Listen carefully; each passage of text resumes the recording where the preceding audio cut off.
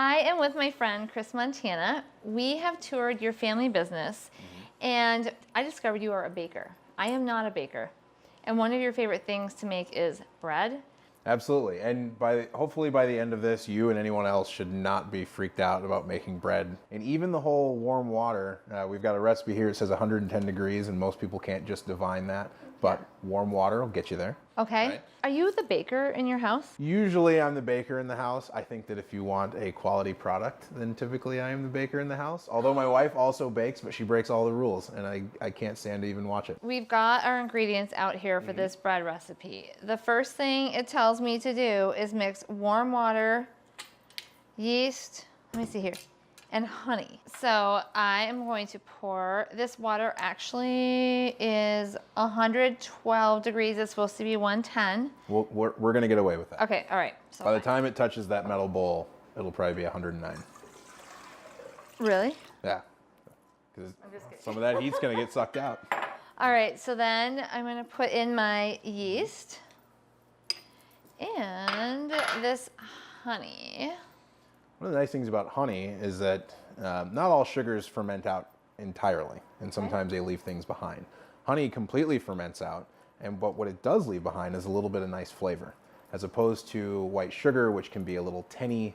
Brown sugar obviously has molasses to it, and you have to be okay with that. This gets you a pretty clean ferment, but with a little taste of honey left. Now, one thing I'd recommend is we could probably incorporate some of that honey into that water before we add this in. All right, so let's We can give it a quick little stir, just make sure that honey actually gets mixed up in there.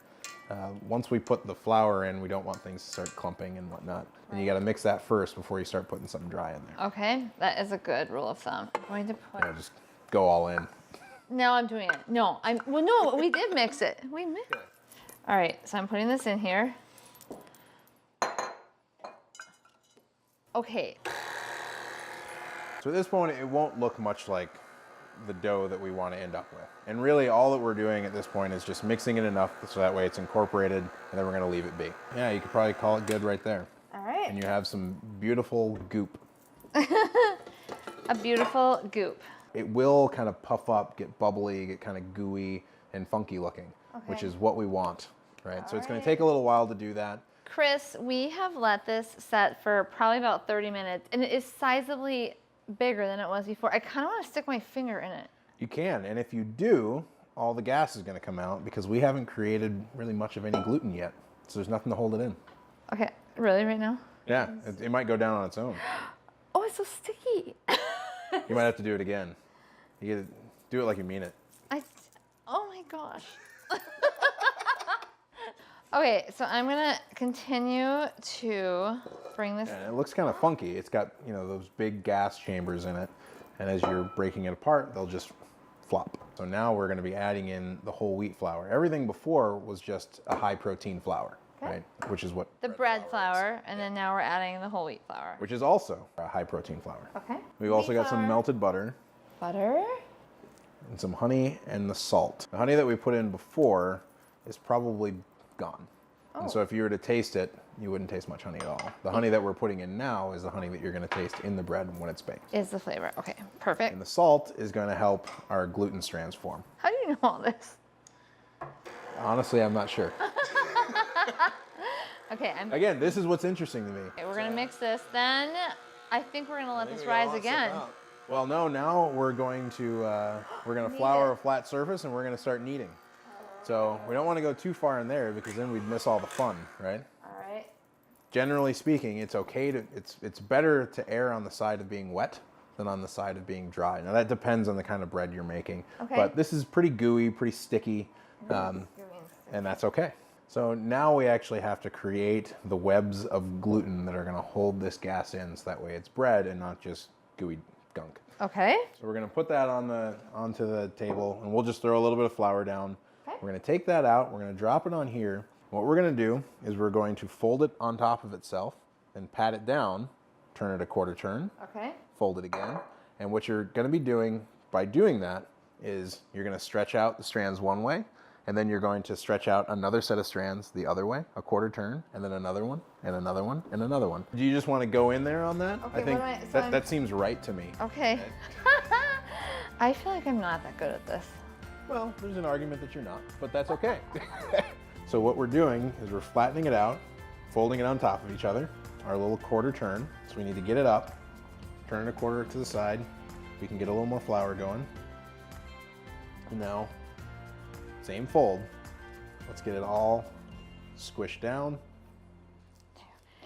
So Chris, as far as anyone knows, I actually did all of this kneading. You were not part of this at all. Oh, of course not. Okay. Of course not. I was All just watching and coaching. I know, Right? I know. Thank you Yeah. so much for all your help.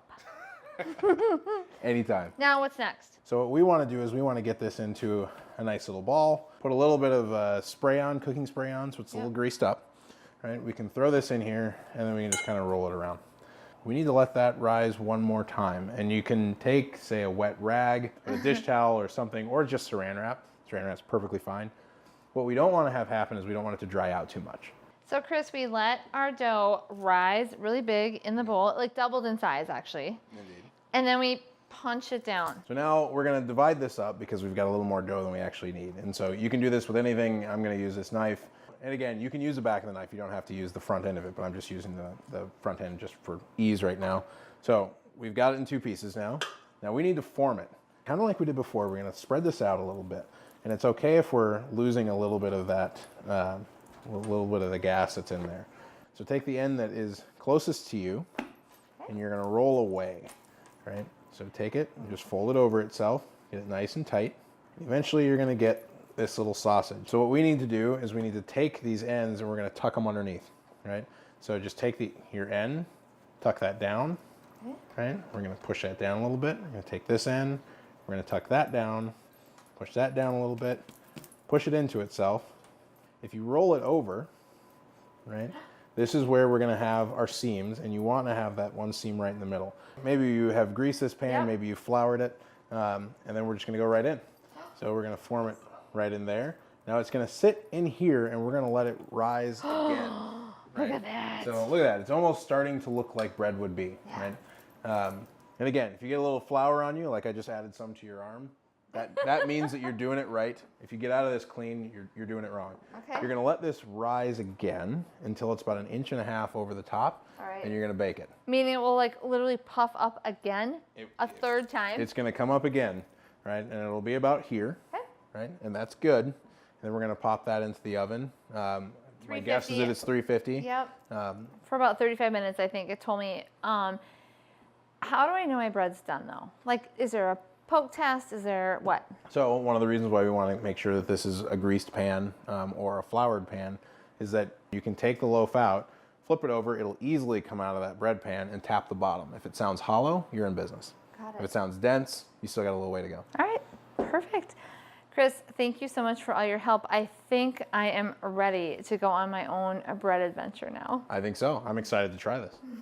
Chris did a great job teaching me how to bake bread. I went home and tried it on my own, and while it did turn out delicious, clearly I did not do exactly as I was supposed to do. I'm certain all of you are better at baking bread than I am. I want to see what you made recently. Visit the Happi House on Facebook and Instagram.